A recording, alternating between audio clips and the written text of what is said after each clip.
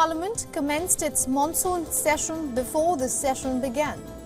Prime Minister Narendra Modi urged constructive decisions and discussions, saying that the welfare of citizens is the top priority. Earlier, opposition leaders moved an adjournment motion over a recently emerged video of the ongoing violence in the state of Manipur. The monsoon session will see about 31 bills being taken up. Among them is a bill meant to replace the ordinance that gives centre the power to control Delhi bureaucrats. The session will continue till August of 11th and include 17 sittings.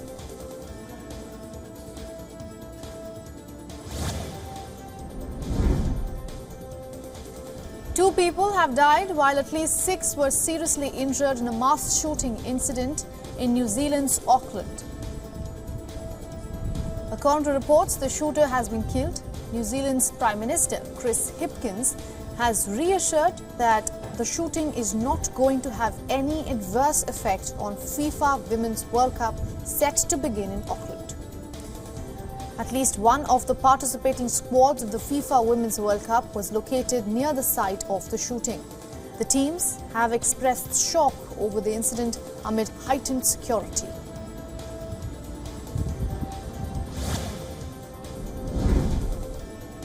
Northeastern India's Manipur continues to reel under ethnic violence. A disturbing video has emerged showing 2 women being paraded naked on a road by a group of men. The incident has drawn wide-scale condemnation and calls for action against the perpetrators.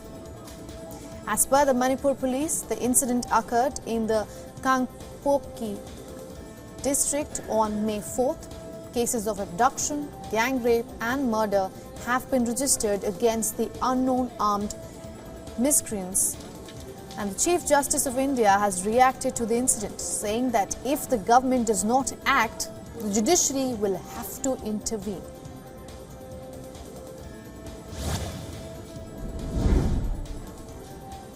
Protesters in Iraq's capital of Baghdad torched the Sweden embassy. The incident took place in central Baghdad as hundreds of protesters stormed the building. Protesters were seen scaling the walls and setting the embassy on fire. The protest was called by supporters of Iran-backed prominent Shia cleric Muqtada al-Sadr. After reports surfaced that a demonstration is being planned in Sweden where a copy of the holy book of Quran would be burnt.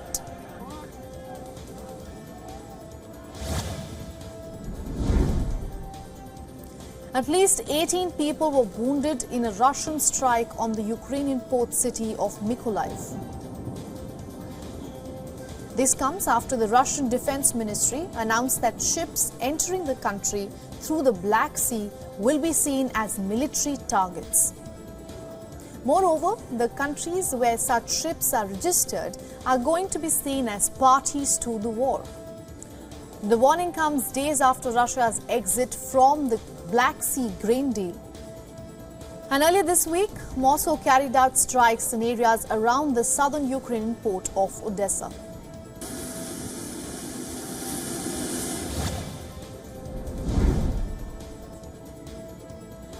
Iranian actor Afsana Begyan has been sentenced to 2 years in prison.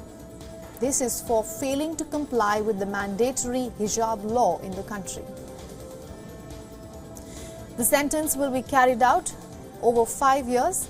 The court ordered the actress to visit a psychological center every week to treat what is called a mental disorder of having an anti-family personality.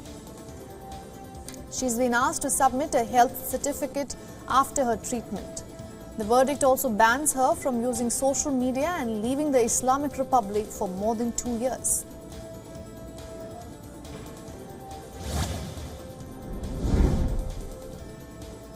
US Treasury Secretary Janet Yellen kicked off her 2-day visit to Vietnam on Thursday.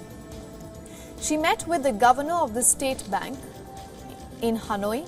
On her visit, Yellen will discuss ways to assist the country's transition to clean energy, which is being financed by a $15 billion fund from the G7 group. She is also expected to discuss Vietnam's practice of keeping the value of the dong currency low. Yellen's visit to Hanoi comes as trade between Vietnam and the US fell sharply in the first half of this year. The two countries are celebrating their 10th anniversary of the existing formal comprehensive partnership.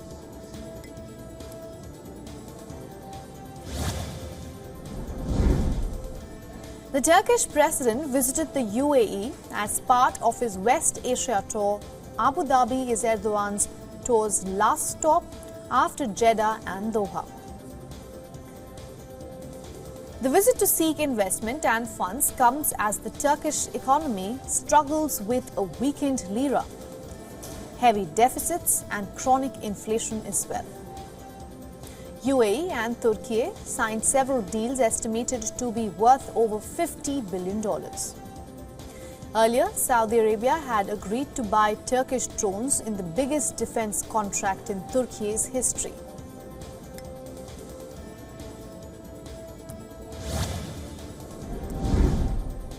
An explosion ripped through central Johannesburg, tearing through a main road, injuring at least 41 people. The blast cracked tarmac and overturned vehicles, including minibus taxis. Emergency services initially blamed underground gas pipes, but the Egoli gas company said that it's unlikely that it was that had caused by a gas pipeline or leak. A preliminary investigation did not reveal the cause of the blast. Of the 41 injured, 11 are said to be in critical condition.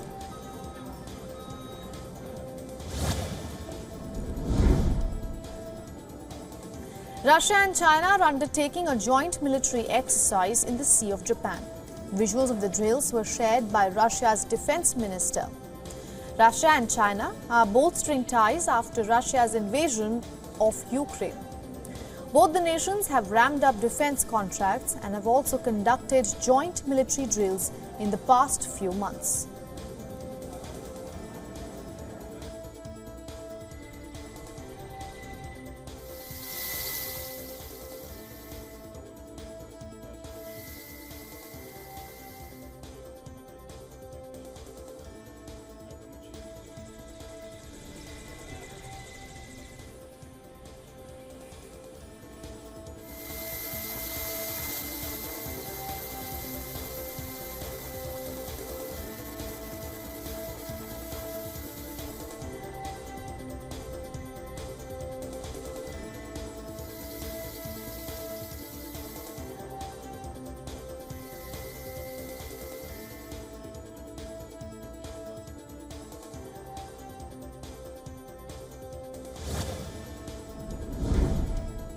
Now, protests against the Peruvian government flared up in the capital city of Lima. Protesters demand early elections and the resignation of President Dina Boluarte. The marchers also demand justice for nearly 50 deaths due to military repression last December. Posters and banners were seen with slogans such as quote-unquote new elections and out with Dina. The protest took a violent turn after 6 civilians and 2 police officers were injured in clashes.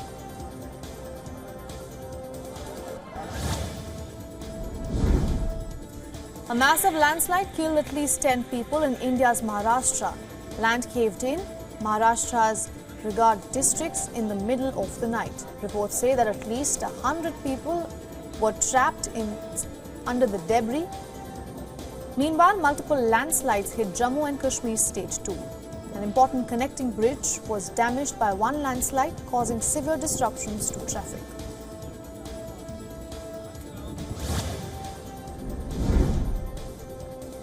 Temperatures in California's Death Valley soared to a staggering 53 degrees Celsius amid record-breaking global heat waves. And despite warnings, tourists continue to flock to the valley. The National Park Service has recorded at least 2 deaths this summer directly caused due to the heat.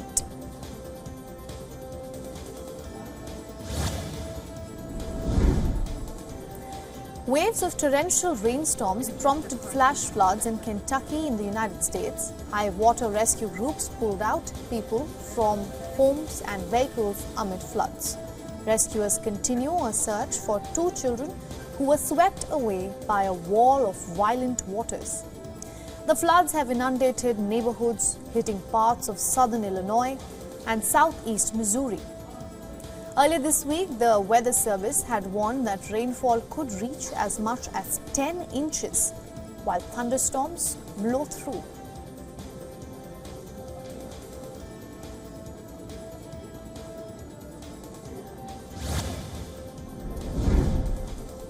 India's bank officers body has said that the state-run lenders are in quote-unquote real danger of privatization. Now that's despite playing a crucial role in closing the economic divide in the society. The Guwahati headquarters body said that public sector banks have played an important role in promoting financial inclusion and mobilizing savings since the nationalization of the lenders in 1969. The bank officers body added that public sector banks play a crucial role in closing the economic divide, ensuring banking access to the under-reserved segments of the society for a more equitable economic environment.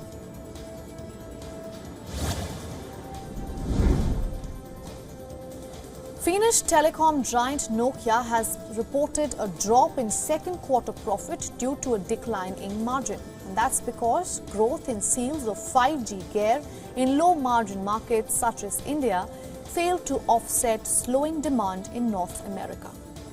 Nokia and rival Ericsson have been hit by slowing orders from customers, mostly in their high-margin North American markets. The company said on Thursday it now expects second half net sales broadly similar to the first half, with some improvement in the fourth quarter.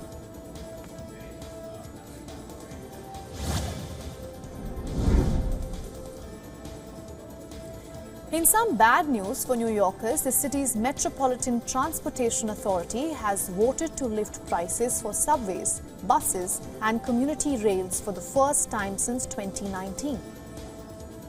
This potential move comes amid the administration's bid to close the rising budget deficit. The steeper charges are set to take effect on or about August 20th, after the MTA approved the increase at its monthly board meeting on Wednesday. The agency boosted the cost of monthly and weekly transit passes in 2019, but it has not raised the base fare for the subway since 2015.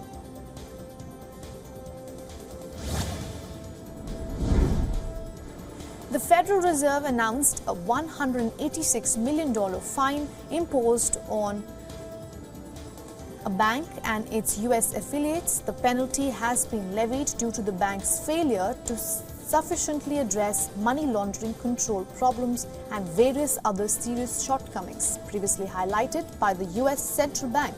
The bank is a major player in Europe's financial landscape and has been grappling with regulatory challenges for years, struggling to find solid ground with both European and American regulators. This new fine comes as a severe blow, adding to the bank's already tarnished reputation and financial woes.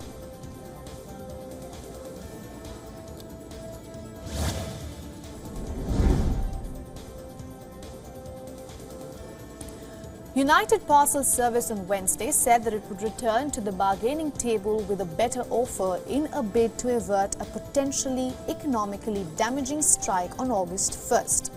UPS said that it is prepared to increase its industry lending pay and benefits and a fair deal.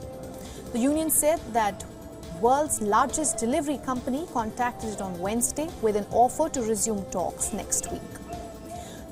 Talks broke down on July 5th, with each side blaming the other.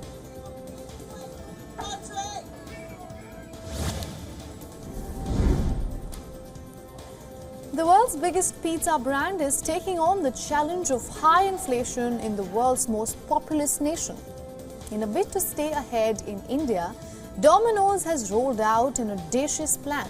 the world's cheapest Domino'S pizza, priced at just 49 rupees, or roughly that is 60 cents.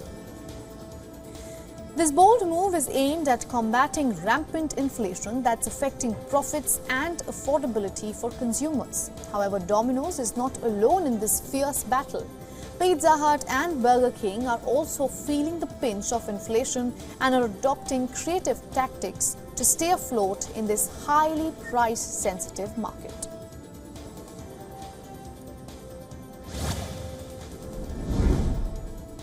South Korea's largest record label, HIJAB, that also manages the BTS group, recently released a song in 6 languages, but it was all done with the help of AI.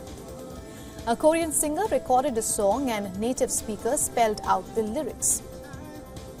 The end product is a well-mastered mix of the singer and speaker's voices. The company announced the acquisition of an AI audio startup as part of its growth plan. Just earlier, the Grammys introduced a new set of rules for the ethical use of AI in the world of music.